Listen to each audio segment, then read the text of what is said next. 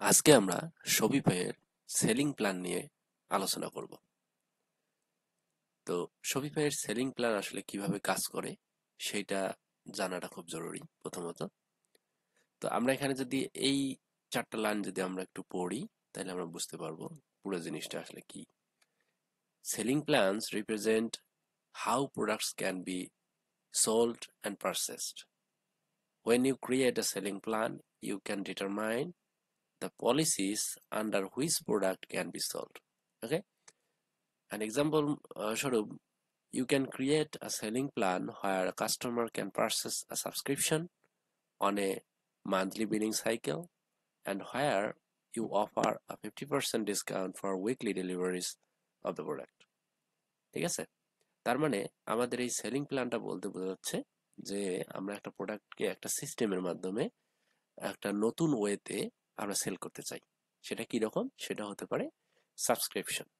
Subscription বলতে আমরা সাধারণত যেটা বুঝি সেটা হচ্ছে আমি একটা জিনিস বারবার পারচেস, নতুন করে পারচেস না করে আমি একবার পারচেস করব উইথ র্যান্ডমলি একটা ফ্রিকুয়েন্ট টাইমের জন্য, সার্টেন টাইমের জন্য, যে আমাকে উইকলি অথবা মান্থলি এরকম একটা ফ্রিকোয়েন্সিতে আমাকে হচ্ছে প্রোডাক্টের ডেলিভারি দিতে হবে।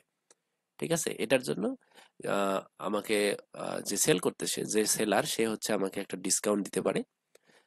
যদি মান্থলি বেসিসে ডিসকাউন্ট নাও থাকে, উইকলি বেসিসে থাকতে পারে এরকম।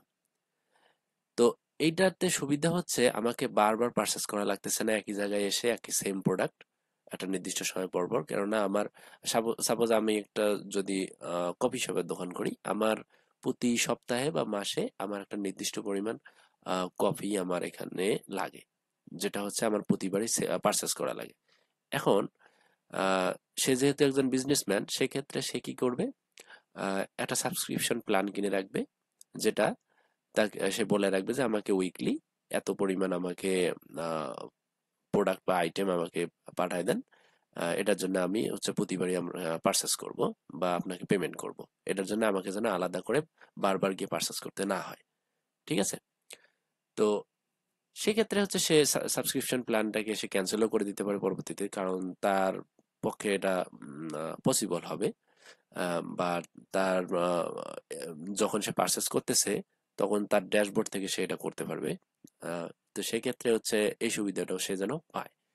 তো এটা হচ্ছে সেলিং একটা প্ল্যান, যেটা হচ্ছে আমি সাবস্ক্রিপশনের মাধ্যমে সেল করতেছি। তো এই জিনিসটা করতে গেলে আমাদেরকে একটা সাবস্ক্রিপশন অ্যাপের সহায়তা নিতে হবে। তা না হলে প্রোডাক্ট পেজে আমরা এর বা সেলিং প্ল্যানে আমরা এরকম কোনো প্ল্যান আমরা পাবো না বাই ডিফল্ট। ঠিক আছে, তো এটা করার জন্য আমাদের একটা অ্যাপসের প্রয়োজন হতে পারে, যেটার নাম হচ্ছে সাবস্ক্রিপশন অ্যাপ। তো এক্ষেত্রে আজকে যেটা উদাহরণ দিচ্ছি, সেটার জন্য আমরা এখানে যে অ্যাপটা ইউজ করতেছি সেটা হচ্ছে অ্যাপস্টেল সাবস্ক্রিপশন। ওকে, এটা একটু মানে চিপ এবং মোটামুটি কাম কাজ যেটা দরকার সেটা হয়ে যাবে। তো সেক্ষেত্রে হচ্ছে এটা ইনস্টল করা আছে। আমি জাস্ট প্রসেসটা দেখাই দেবো এবং কোডটা দেখাই দেবো যে এটা আসলে কতটা সিম্পল ভাবে করা যায়।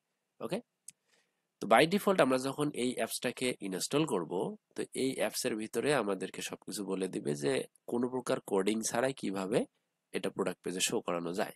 তো সেটা করতে গেলে আমাদের কাস্টমাইজেশনে এসে আমরা যেটা করতে পারি, আমি এটা অ্যাপ ইন্টিগ্রেশনের জন্য শুধু বলতেছি, ঠিক আছে? এবং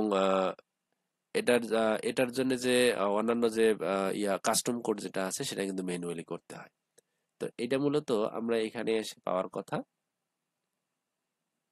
আমরা যদি এটাকে সাবস্ক্রিপশন লিখে সার্চ করি, সরি এখানে দেখতে পাচ্ছি না।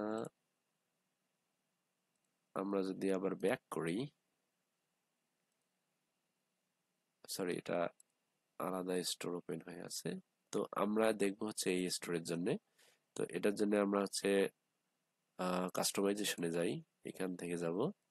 এডিটরটা চেঞ্জ করছে এখনো, এটা ভিএস কোড এডিটরটাকে সরাসরি আমরা এখানে দেখতে পাচ্ছি সেম ওয়েতে। মনে হচ্ছে যে তারা ভিএস কোডের জিনিসটাই এখানে নিয়ে আসছে। এনিওয়ে, আমরা কাস্টমাইজেশনে গেলে অ্যাপ ইন্টিগ্রেশনে আমরা যেটা দেখতে পাবো, অ্যাপ এমবেডস অ্যাকচুয়ালি। এইখানে এসে আমরা এটাকে এনাবল করে দিলে আমরা, এবং সেই সাথে এটা এখানে কাজ করবে না, আমাদের যেতে হবে প্রোডাক্ট পেজে, মানে এটার পাশাপাশি, এটা এনাবল করার পাশাপাশি সেটা হচ্ছে আমরা যদি এখানে নিচের দিকে আসি, এটা হচ্ছে আমাদের যে বিল্ড ইন যেটা সেলিং প্ল্যান আছে আমরা সেটা দেখতে পাচ্ছি। আমরা যদি এটাকে রিমুভ করে দিই আপাতত এবং অ্যাপসেটটা ইউজ করি তাহলে মূলত আমাদেরটা কিরকম দেখাবে। এখান থেকে আমরা অ্যাপসটা সিলেক্ট করে দেব, দিয়ে আমরা যদি এটাকে সেভ দেই, সেভ দিলাম, তো এই মেসেজটা কিন্তু লাইভে দেখা যাবে না, এটা এখানে কাস্টমাইজেশন দেখা যাচ্ছে। এনিওয়ে এখানকারটা এরকম দেখাচ্ছে, ঠিক আছে। কিন্তু আমার কাস্টমার কিন্তু এভাবে চায়নি, সে চাইছে ভিন্নভাবে। এখন আমি অ্যাপ কাস্টমাইজেশনে এত কিছু পাচ্ছি না, যেটা আসলে আমার কাস্টমার চাচ্ছে সেটা রিকোয়ারমেন্টটা ফুলফিল হচ্ছে না। সেক্ষেত্রে আমার করতে হয় কি, এটাকে কাস্টম কোড করে কাজটা করতে হয়, ঠিক আছে। তো এটা কাস্টম করতে গেলে আমরা কি করব, এখানে আমি যেটা করছি সেটা আগে আমি দেখাই দিই। এই স্টোরের জন্য আমি সেলিং প্ল্যান নামে কাস্টমাইজেশন থেকে আর একটা জিনিস নিছি, ব্লকস। সেই ব্লকসটা মূলত এরকম করে শো করাচ্ছে, এবং আমার এইটা হচ্ছে ক্লায়েন্টের যে রিকোয়ারমেন্ট সেটার সঙ্গে যায় আর কি। আমি এটা হচ্ছে তাদের ওই আহ, চাহিদা অনুযায়ী এটা ডিজাইন করছি এরকম করে, কারণ কোডের অ্যাক্সেস আমার কাছে আছে, আমি যেভাবে ইচ্ছা সেভাবে এখানে ইউজ করতে পারি। আর একটা জিনিস এখানে মিসিং, সেটা হচ্ছে এখানে কিছু কাস্টম কোড থাকবে, কাস্টম টেক্সট থাকবে, ঠিক আছে। তো আমরা চাইলে এখান থেকে কিছু কাস্টম টেক্সট আমরা এখানে দিতে পারি। দেন আমরা একটু রিলোড দিয়ে নেই, এখানে আমরা কিছু কাস্টম টেক্সট দিয়ে দিচ্ছি বোঝার জন্য। গোজ হিয়ার, জাস্ট এরকম দিয়ে দিলাম। এই টেক্সটটা আমরা এখান থেকে দেখতে পাবো, এটা রিকোয়ারমেন্টের মধ্যে আর কি। এখানে কিছু পয়েন্ট ছিল, তো আমি যেহেতু এটা ডিলিট করে আবার অ্যাড করলাম, সেক্ষেত্রে হচ্ছে এটা একটু চেঞ্জেসটা চলে গেছে আর কি। ডিফল্ট কোনো টেক্সট এখানে সেট করা ছিল না। এনিওয়ে, এখন আমরা এটা হচ্ছে যে কাস্টম কোড করে আমরা এটা দেখাতে পাচ্ছি যে এরকম করে দেখানো সম্ভব।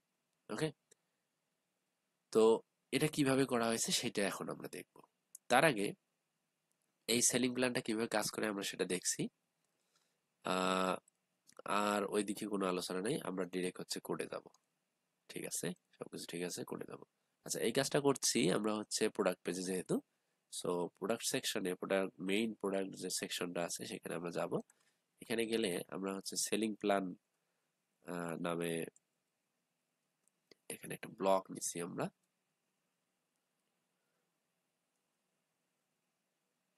এই জায়গায়, এই যে সেলিং প্ল্যান, ঠিক আছে। এখান থেকে আমরা আর একটা স্নিপেট নিছি, এটার নাম হচ্ছে যে প্রোডাক্ট সেলিং প্ল্যান। ওকে, তো প্রোডাক্ট সেলিং প্ল্যানে আমার যে জিনিসগুলো লাগবে সেটা হচ্ছে প্রোডাক্ট অবজেক্টটা লাগবে, কাস্টমাইজেশনের জন্য যে কোডটা আছে, যে টেক্সটটা আমরা দেখাচ্ছি সেটার জন্য ব্লকটা লাগবে, এরপরে প্রোডাক্টের ফর্ম আইডিটা লাগবে। আহ, আমি এটা ডট থিমে করতেছি। তো এই যে প্রোডাক্টের যে ফর্ম আইডি, এটা মূলত ফর্মের মধ্যে, ফর্ম অ্যাট্রিবিউটের মধ্যে ইউজ করা লাগে। তো এইটার মধ্যে ইউজ করলে ওই সে প্রোডাক্ট ফর্মের মধ্যে যে জিনিসপত্রগুলো যাবে সে ডিটেক্ট করে এটা সহ পাঠিয়ে দেবে। তার মানে আমার এই যে প্রোডাক্ট সেলিং প্ল্যানটা আমার হচ্ছে প্রোডাক্ট ফর্মের ভিতরে রাখতে হবে, ঠিক আছে। তো যেহেতু আমরা জাভা স্ক্রিপ্টের মাধ্যমে এটা পাস করব, সেক্ষেত্রে হচ্ছে এটা আইডেন্টিফাই করার জন্য যে এটা একটা প্রোডাক্ট ফর্মের আইটেম, এটা আইডেন্টিফাই করার জন্য এই প্রোডাক্ট ফর্ম আইডিটা আমাদের এখানে জরুরি। ওকে, এটার জন্য এখানে এটা নেওয়া হয়েছে। এরপরে আমরা এখানে ক্লিক করলে, কন্ট্রোল প্রেস করে ক্লিক করলে আমরা কিন্তু এখানে চলে আসব। তো এই পেজটাতে আমরা প্রথমত যেটা করছি যে এই প্রোডাক্টটার মধ্যে সেলিং প্ল্যান আছে কিনা। যদি সেলিং প্ল্যান সেট করা থাকে তার মানে এটা সাইজ গ্রেটার দেন 0 হবে, তার মানে যে কোনো একটা সেলিং প্ল্যান আমরা এখান থেকে সেট করছি, যেটা আমরা এখানে পাবো। তো এটার জন্য এটা হচ্ছে দেখাবে। এখানে আমরা একটা স্টাইল শিট নিছি জেনারেলি। এরপরে আমরা এটাকে কেটে দিই তাহলে বুঝতে সুবিধা হবে। এরপরে আমরা এখানে যদি এটাকে প্রিভিউ করি একটু, সরি এখান থেকে কোথাও প্রিভিউ এর জায়গা হয়তো আছে, এখানে আমার একটু দেখতে হবে, নতুন এডিটর তো অত কিছু দেখানো হয়নি এখনো। আচ্ছা, এখানে এসে আমরা যখন এটা প্রিভিউ করতে যাচ্ছি, তো এখানে আমরা দেখতে পাচ্ছি যে প্রথমত এই যে সাবস্ক্রাইব এন্ড সেভ, এটার মধ্যে আবার দুটো ফ্রিকোয়েন্সি আছে, একটা মান্থলি, একটা উইকলি। ঠিক আছে, আর নিচে আছে ওয়ান টাইম পারচেস। তার মানে আমরা দুটা জিনিসই দিচ্ছি এই প্রোডাক্টের জন্য।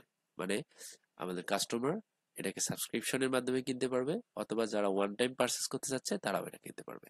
তো ওয়ান টাইম পারচেসের জন্য এখানে যেটা অফার করা হচ্ছে সেটা হচ্ছে যে এই প্রাইসটা, যেটা হচ্ছে অরিজিনাল প্রাইস। ওকে, আর সাবস্ক্রাইব এন্ড সেভ এর জন্য আমরা একটা $5 ছাড় বা $6 ছাড়, আমরা এরকম $5 ছাড় আমরা দিচ্ছি এখান থেকে। এখানে এই ছাড়টা তারা পাবে, ডিসকাউন্টটা তারা পাবে। ঠিক আছে, এটা উইকলির জন্য সেট করা যায়, তো দুটোর জন্য সেম করা আছে। এনিওয়ে, এখন এটা যখন আমরা এখান থেকে অ্যাড টু কার্ট করব, তখন কিন্তু আমাদের এখানে এই যে মান্থলি সাবস্ক্রিপশন, এই যে টেক্সটটা আছে, এটা সহ কিন্তু এখানে যাচ্ছে। ঠিক আছে, তার মানে এই আইটেমটা সাবস্ক্রিপশনের আন্ডারে চলে গেছে। তার মানে আমাদের নির্দিষ্ট একটা আইডেন্টিফাই নাম্বার এখান থেকে পাঠাতে হবে, যেটা আমাদের ডিটেক্ট করতে পারবে যে এই আইটেমটা সাবস্ক্রিপশন আইটেম। তো এটা আসলে কিভাবে কাজ করে, আমরা একটু কোডের ভিতরে যদি যাই তাহলে আমাদের ধারণাটা পুরোপুরি ইয়ে হয়ে যাবে। তার মধ্যে আমরা এখানে যেটা দেখতে পাচ্ছি সেটা হচ্ছে যে মেইন জিনিস যেটা, সেটা এটা না কিন্তু। ঠিক আছে, মেইন জিনিস হচ্ছে আমাদের এই যে ডেলিভারি ফ্রিকোয়েন্সিটা, এই লুপটা হবে এখানে। ঠিক আছে, আর আমরা এটা শুধু শোকেসের জন্য রাখছি যে সাবস্ক্রাইব এন্ড সেভ এর জন্য আমাদের এই জিনিসটা চলে আসবে। ঠিক আছে, আমরা যদি ওয়ান টাইম পারচেজ এখানে ক্লিক করি তাহলে এই জিনিসটা হাইড হবে। এখানে যদি আমরা ক্লিক করি আবার এটা রিভিল হবে। ওকে, এখন এটা করার জন্য আমরা প্রথমে কি করছি, এখান থেকে একটা ইনপুট ফিল্ড আমরা নিছি, যেখানে একটা ভ্যালু রাখছি। এই ইনপুট ফিল্ডটা মূলত হচ্ছে আমাদের এই সাবস্ক্রাইব এন্ড সেভ এর জন্য, যেটা হচ্ছে মেইনলি তেমন কোনো মানে ভ্যালু নাই, যেহেতু আমরা এটা টার্গেট করতেছি। আমরা যখন এটাকে রিলোড দেই তখন কিন্তু আমরা দেখতে পাচ্ছি যে এটা কিন্তু বাই ডিফল্ট মান্থলি সিলেক্টেড থাকে। ওকে, সো এটা সিলেক্টেড থাকা না থাকার ব্যাপারটা ডিপেন্ড করে হচ্ছে এটার উপর, অন টাইম পারচেসের উপর। যখন আমি অন টাইম পারচেস করি তখন মূলত এটা সবকিছু চলে যাবে। তো কাস্টমার স্যাটিসফ্যাকশনের জন্য বা কাস্টমারের কাছে ব্যাপারটা সুন্দরভাবে ক্লিয়ার হওয়ার জন্য আমরা মূলত এই জিনিসটা, এই ইনপুট, অতিরিক্ত ইনপুট ফিল্ডটা আমরা কিন্তু এখানে ইউজ করতেছি। তো এই জিনিসটা আমি হচ্ছে এখানে বাইরে রেখে দিলাম। আহ, বাইরে রেখে, কারণ এটা লুপের মধ্যে রাখার কোনো দরকার নাই। এরপর এটা সাবস্ক্রিপশন এন্ড সেভ এর মধ্যে থাকলো, এবং আমি এখানে বাই ডিফল্ট একটা ভ্যালু পাস করে দিছি। হ্যাঁ, এটা না দিলেও চলে। আমি হচ্ছে যেহেতু লুপের ভিতর থেকে এই জিনিসটা নিচ্ছি মান্থলি বা উইকলি, তাহলে আমার বাই ডিফল্ট এই ভ্যালুটা কিন্তু নিলেও হয়। তো যাই হোক, আমরা নিচের দিকে আসলে বুঝতে পারবো। তো এটা আমি রাখছি যে বাই ডিফল্ট যে সেলিং প্ল্যান আইডি, সেটা হচ্ছে বাই ডিফল্ট ওই ভ্যালুটা এখানে প্রিজার্ভ করবে। ওকে, আচ্ছা, এটা জাভাস্ক্রিপ্টের জন্য আর কি সুবিধা হয়, কারণ আমি যখন এটাতে সুইচ করব ওয়ান টাইম পারচেসে, তখন কিন্তু আমার যে ভ্যালুটা পাঠানোর কথা ছিল সেটাকে সে ফাঁকা স্ট্রিং পাঠা দেবে। ফাঁকা স্ট্রিং পাঠানো মানে হচ্ছে এই আইটেমটা সাবস্ক্রিপশনের মধ্যে যাবে না। ওকে, এখন এই জিনিসটা আমরা আপাতত মোটামুটি এখান থেকে বাদ দিয়ে, বা যেটা বুঝলাম সেটা এখান থেকে শেষ। এখন এখানে এসে আমাদের মূল যে জিনিসটা সেটা হচ্ছে এই ডেলিভারি ফ্রিকোয়েন্সিটা। এই ডেলিভারি ফ্রিকোয়েন্সিটা মূলত হচ্ছে সেলিং প্ল্যান গ্রুপস এর মধ্যে আমরা পাবো। এই সেলিং প্ল্যান গ্রুপস এর মধ্যে আমরা গ্রুপ, একটা ফর লুপ যেটা হয়, যেটা আমাদের সেলিং প্ল্যান থাকতেছে সেটা হচ্ছে যে সাবস্ক্রিপশন। তো এটার ভিতরে আমরা ঢুকে আর একটা লুপ চালাবো। এই সাবস্ক্রিপশনের মধ্যে আবার সেলিং প্ল্যানস গুলো কি কি থাকতেছে, সেই সেলিং প্ল্যানস গুলো একটা আমাদের হচ্ছে মান্থলি, আর একটা হচ্ছে উইকলি। আমরা এখানে কিন্তু ডেইলি বেসিসও রাখতে পারি, আবার ইয়ারলি বেসিসও রাখতে পারি। ঠিক আছে, এই অপশনটাও আমরা কিন্তু সেট করে দিতে পারি অ্যাপস থেকে। ওকে, এটা কিন্তু আমাদের আলাদা করে রাখার কোনো সুযোগ নেই, কেননা এই যে সেলিং প্ল্যানসের যে প্ল্যানগুলো, প্রতিটা প্ল্যানের একটা নির্দিষ্ট আইডি থাকে, প্ল্যান আইডি। এই প্ল্যান আইডিটাই মূলত হচ্ছে কোন আইটেমটা সাবস্ক্রিপশনের আন্ডারে যাচ্ছে সেই আইডিটা জেনারেট করে রেখে দেয়, এবং এটা মূলত আইডেন্টিফাই করে সেই আইটেমটা যখন পারচেজ হয় তখন ওই অনুযায়ী তারা হচ্ছে ডেলিভারি দেয় এই এই প্ল্যান আইডিটা অনুযায়ী। ঠিক আছে? এই প্ল্যান আইডিটা আমরা হচ্ছে বাইরে দেখতে না পেলেও এটা হচ্ছে ডাটাবেস থেকে এটাকে আইডেন্টিফাই করে মূলত সেই প্রোডাক্টটা সাবস্ক্রিপশনের আন্ডারে পড়ছে কিনা সেটা চেক করে আমাদেরকে ভিজুয়ালি দেখায় দেয়। ওকে, তো এই জিনিসটা খুব এখানে গুরুত্বপূর্ণ। তো তেমন কিছু না, আমরা হচ্ছে একটা লুপ, সেটা হচ্ছে সেলিং প্ল্যান গ্রুপস। সেই সেলিং প্ল্যান গ্রুপস এর মধ্যে আমরা আর একটা লুপ চালাবো, সেটা হচ্ছে যে এই গ্রুপস এর মধ্যে যে সেলিং প্ল্যান গুলো আছে সেগুলো কি কি। তো সেইটা আমরা এখানে প্রিন্ট করলাম, করে আমরা কি পাইলাম, একটা হচ্ছে মান্থলি আর একটা হচ্ছে উইকলি। সরি, একটু সর্দি লাগছে তো কথাগুলো একটু শুনতে অসুবিধা লাগতে পারে। এরপরে আমরা যদি নিচের দিকে একটু আসি, এই যে ডিটেলস আমরা এখানে প্রিন্ট করছি এটা সবাই দেখলেই বুঝতে পারবো। আর এখানে এই দিকটাতে আসলে আমরা চেক করছি যে এটা আসলে ফার্স্ট লুপের ভিতরে পড়ে কিনা। তো যদি পড়ে তাহলে হচ্ছে এটা চেকড থাকবে। ঠিক আছে, যারা দেখে দেখে কোডটা করতেছেন তাদের জন্য এটা সুবিধা হবে। আচ্ছা, তারপরে হচ্ছে আমরা যেটা এখানে করছি সেটা হচ্ছে যে প্রাইস, প্রাইসটা আমরা এই যে সাইড দিকে দেখাচ্ছি। তো এই প্রাইসটা আসতেছে মূলত ওই যে সেলিং প্ল্যানের এই বাই ডিফল্ট যে এটা আছে, আমরা কিন্তু সেটা ওইটার সাহায্য নিয়ে কিন্তু এটা এখানে দেখাচ্ছি। এই যে এখানে সেল প্রাইস আর হচ্ছে অরিজিনাল প্রাইস, আমরা যদি এখানে লক্ষ্য করি, product dot selected or first available selling plan allocation dot compare at price and price. Okay, তারপরে সিলেক্টেড যেটা থাকতেছে বাই ডিফল্ট সেই দুটার প্রাইস এখানে আমরা দেখতে পাচ্ছি।